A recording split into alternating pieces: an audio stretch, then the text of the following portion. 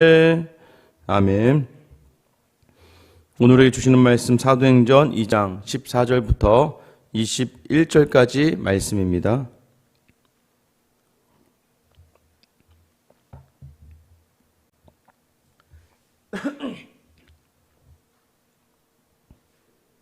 같이 우리 한 목소리로 함께 읽겠습니다.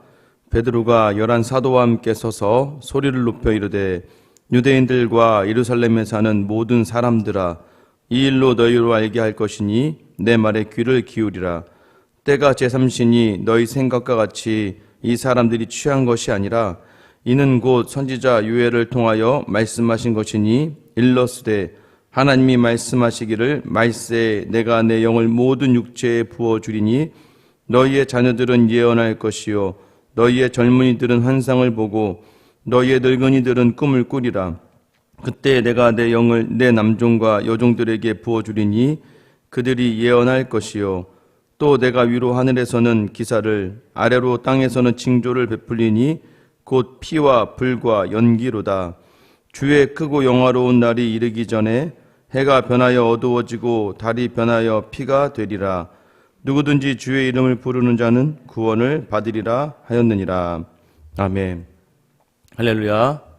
네, 제가 요즘 최근에 계속 마른 기침이 나와서 보통 1년에 한 번 정도는 이제 그런 이제 기침을 하게 되는데, 사실은 뭐 비염 이런 것도 28살 이전에는 없었던 것 같습니다. 왜냐면 이제 그 전까지는 몸이 좋았나 봐요. 면역력이 있고 건강하니까. 근데 아마 직장 생활 시작하고 한 4년 정도 시간이 지나다 보니까 몸이 확 안 좋아지더라고요. 그다음부터 이제 비염이 생겨나기 시작하다가, 그리고 한 4, 5년 전인가 그때부터는 갑자기 이런 여름에나 이제 겨울에 갑자기 이렇게 마른 기침이 좀 나오는 거예요. 근데 이제 뭐 아무리 병원을 가도 뭐 치료가 안 되는 거죠. 그런데 이제 유일하게 제가 이제 이전에 살던 그 이전 교회 근처에 유명한 이비인후과가 하나 있습니다. 그래서 이제 거기는 이제 원장님이 선교도 하고 굉장히 이제 좀 이렇게 뭐 방송에도 나오면서 많은 이제 연예인들이 와서 거기서 치료를 받는 그런 곳이에요. 그거 갔더니 딱 보더니 비염인 줄 알고 계속 그렇게 했었는데, 이제 비염이 아니라 이제 기관지에 이제 알러지가 있다. 그러니까 천식기가 있다. 약간. 그래서 이렇게 테스트를 해보더니 그 약을 맞춰서 주시더라고요. 그래서 거기서는 처음으로, 그러니까 한 1, 2년을 아무도 그냥 시간 지나서 낫기만을 기다렸어야 되는데, 이제 거기에서는 이제 그것을 제대로 잡아줘서 그 뒤로 참 편안하게 잘 지냈습니다. 그리고 이제 알러지 뿌리는 이제 분무기도 좀 이렇게 받아서 조금 이제 비염기가 있다 싶으면, 보통 때는 비염 때문에 막 거의 뭐 죽어났거든요. 막 완전 콧물 눈물 다 쏟아내고 거의 뭐 아무것도 할 수 없을 정도로 힘들었는데 좀 관리가 되고 있었죠. 너무나 감사한 건 작년 1년 동안에는 단 한 번도 그런 적이 없습니다. 그렇게 막 이렇게 잠을 못 자고 하는데도 한 번도 그런 적이 없다가 이제 최근에 이제 1년 지나서 1년쯤 되니까 이제 몸이 계속해서 많은 기침이 나오고 하더라고요. 근데 이제 근처 이제 이비인후과를 가고 했는데 계속 비염이라는 거예요. 제가 아닌 것 같다고, 그때 기관지 알러지였다고 한 것 같다 했더니 계속 이제 아니다, 이건 비염이다. 뭐 의사말을 들으라고 이렇게 하면서 계속 한 3-4번 이제 그 약을 먹었는데 지금 거의 한 달째 됐는데도 전혀 차도가 나타나지 않는 거예요. 그래서 이제 어제 맘 먹고 다시 그 병원으로 갔습니다. 다시 이게 검사를 받고 이제 숨 쉬는 건 괜찮은데 내뱉는 그게 이제 약간 천식기가 있는 그 데이터가 나와서 다시 좀 이제 약을 받아가지고 왔습니다. 좋아질 거라고 그렇게 하더라고요. 감사한 건 이제 숨을 쉬기도 약간 어려움이 있었는데 어제 한 번 약 먹고 그래도 지금은 그나마 좀 다행인 것 같아요. 이제 아는 거죠. 저는 제 상태를 이제 정확한 곳에서 치료를 받고 진단을 받고 나을 수 있다는 것. 그러니까 여러분, 이제 이게 우리가 이제 맛집이다 뭐 이런 얘기도 거기가 맛있는 거예요. 아무리 멀어도 거기밖에 없는 거예요. 나에게 맞는 것, 내게 딱 맞는 것. 그런데 이제 여러분, 우리 교회, 우리 이제 이 신앙이라는 것은 바로 그런 것입니다. 하나님께서 오직 예수 그리스도만으로 구원을 받게 하신다는 거예요. 그게 하나님 정하신 방법입니다. 인간이 행복해질 수 있는 유일한 방법은 오직 예수 그리스도를 통하지 않고서는, 그러니까 결국 그 구원에 이르지 못하는 길들, 세상으로 나아가는 모든 길들 가운데 유일하게 구원의 통로는 예수님밖에 없는 거예요. 결국에는 우리에게 하나님께서 계속해서 성경을 통해서 알려주시는 것들, 또 계속해서 우리 인생을 통해 인생에 우리로 하여금 증인이 되어야 하는 것들은 예수 그리스도 외에는 하나님께 나아갈 데가 없기 때문입니다. 하나님 오늘 그런 일련의 일정 가운데 오늘 베드로가 이제 11사도와 함께 일어나죠. 14절 말씀이죠.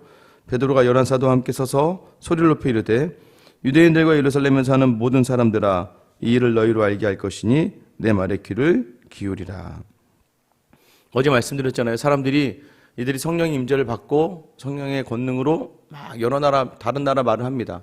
그러자 디아스포라 세계에서 몰려들어왔던 많은 유대인들이 깜짝 놀라요. 어떻게 우리가 난 곳에 방언을 하고 있지? 그러면서 어떤 사람들은 되게 놀라고 어떻게 상황을 설명할지 몰라 놀랐고 있지만 또 어떤 사람들은 조롱하면서 세술에 취했다라고 표현하는 거. 제가 어제 말씀드렸죠.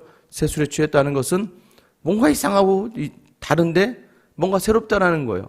저거 뭔가 새로운 것이 있다라고 할 즈음이었어요. 근데 그때 이제 베드로가 이야기하는 거죠. 15절 보세요. 때가 제3신이 너희의 생각과 같이 이 사람들이 취한 것이 아니라. 이제 베드로가 직접 이야기를 시작합니다. 3시다, 지금 3시다. 그러니까 유대인의 시간은 6시간을 더한 우리나라 시간입니다. 그래서 지금 3시라는 건 우리나라 시간 9시. 그죠? 6시는 우리나라 시간 12시. 그리고 9시는 우리나라 시간 오후 3시죠. 오후 3시가 지나가면 이제 좀 다음 날로 넘어가는 거예요. 저녁이 지나가면, 해가 지면. 여러분 이제 아시는 것처럼, 야, 너 같으면 아침 9시부터 술을 먹는 사람이 있겠니? 이게 말이 되냐? 이 얘기를 하는 거예요. 우리가 당연히 술을 마실 일이 없다. 왜냐하면 이 9시는 모든 것을 시작하는 그러한 시간이기 때문이다라는 거예요. 우리는 이제 성령에 취해서 지금 말을 전하고 있는 것이고, 결국은 지금 이 성령 공동체는요, 하나님의 시간으로 새로운 하루를 시작하고 있는 것입니다. 지금 성령에 사로잡혀서 지금 베드로가 하나님의 말씀을 전하는 이 시간, 또 다른 언어로 다른 이들이 방언하는 이 시간, 결국 이제부터는 하나님의 그 마음, 하나님의 생각을 담아서 시작하는 아침이다라는 것을 강조합니다. 그러면서 베드로가 요엘서를 인용하죠. 여러분 아셔야 성령의 역사조차도 말씀으로 해석이 되어야 한다는 것이에요. 아무리 어떤 일들이 일어난다, 그게 성경으로 해석이 되느냐 안 되느냐를 가지고 우리는 이단이 아니냐, 문제가 있다 문제가 없다라는 것으로 우리가 이제 평가할 수 있는 것이죠. 그러니까 모든 기준은 말씀이어야 된다는 것을 여러분이 기억하셔야 돼요. 베드로가 이제 앞으로 이제 성령을 받은 모든 사람들은 앞으로 다 그 말씀이 삶의 기준이 되고 평가하는 기준이 되는 것이죠. 베드로가 인용하는 요엘서의 말씀은 우리가 지난번에 요엘서 하면서 같이 보았던 내용입니다. 이는 곧 선지자 16절이죠. 요엘을 통하여 말씀하신 것이니 일렀으되 하나님이 말씀하시기를 말세에 내가 내 영을 모든 육체에 부어주리니 너희의 자녀들은 예언할 것이요 너희의 젊은이들은 환상을 보고 너희의 늙은이들은 꿈을 꾸리라. 그때 내가 내 영을 내 남종과 여종들에게 부어주리니 그들이 예언할 것이요 또 내가 위로 하늘에서는 기사를 아래로 땅에서는 징조를 베풀리니 곧 피와 불과 연기로다. 주의 크고 영화로운 날이 이르기 전에 해가 변하여 어두워지고 달이 변하여 피가 되리라. 원래 요엘서에서는 그 말세에라고 이야기하는데 여기서는 그 후에라고 이야기합니다. 이 말세라고 하는 표현이 뭐였냐면 어떤 내용이었냐면 요엘서에 여호와의 날이 너에게 이제 메뚜기 때의 재앙 기억나시나요? 메뚜기 때의 재앙이 오는 것 같이 여호와의 날이 임하고 모든 것을 황폐하게 할 것인데 그 황폐한 후에 자기 백성을 다시 회복시키실 것이다. 그 회복시키는 그 과정 속에서 하나님이 하나님의 마음을 주시고 그럼 그들이 그 마음을 받아 마음을 찢으며 하나님께 돌아오면 하나님은 불쌍히 그들을 여기시며 그 마음을 돌이키시고 복을 주셔서 모든 것을 회복하여 주신다는 것이죠. 그 모든 것을 회복하는 과정 속에서 이제 하나님의 영을 만민에게 부어주시는 거예요. 그러니까 우리가 회개마저도 우리 힘으로 하는 것이 아니라는 것을 말씀하시는 것이죠. 그러나 또 우리가 해야 되는 것이죠.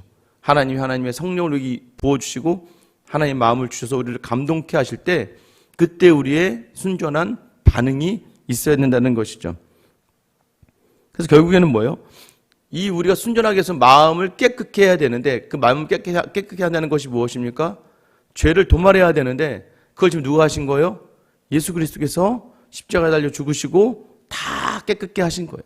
그리고 그 제자들에게 그래서 깨끗게 된 그 죄를 이미 사함을 받았잖아요.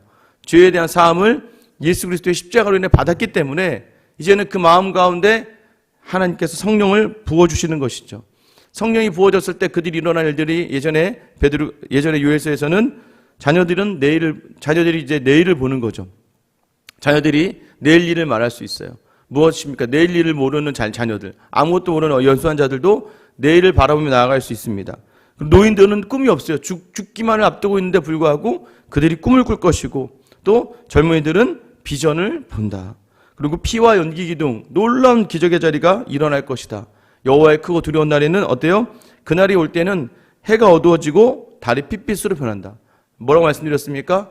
너희가 섬기던 모든 우상들을 다 폐하여 버릴 것이다. 너희가 우상으로 여겼던 해와 달마저도 아무것도 아닌 것이라고 내가 여기게 할 만큼 그것들이 다 폐하여지고, 또 하나님을 대적했던 모든 사람들은 다 멸망당할 것이지만, 자, 그러나 누구는요? 21절 말씀이죠. 우리 같이 한번 읽어볼게요. 21절 시작.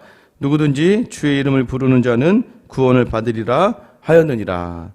결국 어떤 사람이요? 주의 이름을 부르는 사람. 이제 요엘서에서는 여호와의 이름이라고 하지만 주의 이름을 부르는 자는 결국 그 영을 통해 주의 이름을 부를 수 있는 그런 사람들에게 하나님은 반드시 하나님의 구원을 보이시겠다라고 말씀하시는 거예요. 구원을 얻게 하신다. 여러분, 그래서 우리가요, 우리의 노력이 아니지만 예수 그리스도의 십자가로 말미암아 우리가 예수 그리스도를 주라 부를 수 있는 이유는 성령이 아니고서는 예수님을 주님이라고 할 수 없다는 거예요. 내 삶의 주인님이라고 표현할 수 없다는 거예요. 그러니까 우리가 예수님을 향하여 모욕하지 않고, 예수님을 향하여서 우리가 원망하지 않고, 예수님을 욕하지 않고, 오히려 우리 안에 그분을 생각할 때마다 주님이라고 부를 수 있는 이것은 우리 안에 성령이 있다는 증거입니다. 그래서 중요한 것은 무엇입니까? 우리 안에 있는, 오늘 산다는 것은 뭐예요? 우리의 모든 일상 속에서 우리에게 임재하신 그 성령을 통해서 모든 자리자리마다 주의 이름을 부르며 나아가는 사람. 주의 이름을 부르며 나아가는 사람의 특징이 뭐예요? 주의 말씀을 삶의 모든 기준으로 정하며 사는 사람을 이야기하는 것이죠. 그러니까 우리의 삶을 통해서 주님의 이름이 드러나줘야 되는 거예요. 이러한 자들이 바로 구원받은 하나님의 사람들이라는 겁니다. 여전히 이 땅에 소망이 없고 희망이 없고 내일이 없고 미래가 없습니다만은 중요한 건 무엇입니까? 이 성령이 충만한 사람은요, 소망 없고 비전이 없고 희망이 없는 이 땅 가운데에서도 소망을 품고 희망을 품고 비전을 품고 나아갈 수 있게 하신다는 거예요. 하나님이 역사적으로 보여줬던 많은 하나님을 믿던 공동체들이 사라져갔습니다. 지금 초대 일곱 교회가 어디 있습니까? 그러나 그것이 없어졌다고 해서 하나님의 교회가 없어진 것이 아니에요. 하나님의 교회는 계속 흥황하며 지금도 여전히 부흥하고 있습니다. 하나님의 사람들을 옮겨가시지만, 그러나 그 모든 일들을 통하여서 계속해서 하나님의 말씀이 이 땅에 남겨지게 하세요. 여전히 마찬가지입니다. 내 안에 성령을 받고 성령 충만한 우리에게 하나님 원하시는 자리는 뭐예요? 주의 이름을 부르며 나아가서 주의 이름으로 감당해내라 라는 거예요. 여전히 내 힘으로 감당하고 내 이름으로 감당하려고 하니까, 내 능력으로 감당하려고 하니까 여전히 무너지는 자리가 될 수밖에 없고 황폐해지는 자리가 될 수밖에 없다는 걸 여러분이 아셔야 돼요. 그러지 않습니까? 한번 주의 이름으로 감당했던 모든 자리의 결과를 한번 돌아보세요. 그때는 내가 비굴하고, 그때 수치스럽고, 그때 내가 이것까지 해야 되냐라고 했지만, 내가 주님 때문에 합니다라고 했던 모든 자리마다 하나님은 신기하게 그 새싹을 피워주시고 생명을 자라게 하시고 관계를 회복시켜 주셨다는 거예요. 지금 다시 말씀드리지만 언어가 다시 회복되는 거잖아요. 언어가 회복됐다는 거, 언어가 소통이 다시 회복됐다는 건 다시 살아나고 있다는 것을 이야기하는 거예요. 이 모든 일마저도 베드로는 전적으로 말씀을 기준해서 이 모든 것을 해석하고 이것이 하나님의 약속된 것임을 인정하는 것이죠. 오늘도 여전히 우리 삶이 어둡습니다. 답답하고 내일이 보이지 않을 수 있는 그러한 삶에 살아갈 수 있어요. 그런데도 불구하고 여전히 우리가 확신하는 것은 내 안에 성령을 부어주신 그 예수 그리스도의 그 놀라운 은혜, 또 내 안에 있는 성령의 역사를 돌아보시며 오늘도 여전히 내 오늘 하루의 구원은 주의 이름을 부르는 곳에밖에 없다는 것을 기억하시면서 여러분이 서 있는 모든 자리자리에서 오직 그 이름으로, 그 이름을 부르며 그 이름으로 말미암아 여러분의 모든 오늘 하루 자리가 죽음의 자리가 아니라, 사망의 자리가 아니라 회복과 구원, 생명을 얻는 귀한 자리가 될 수 있기를 예수님의 이름으로 축원합니다.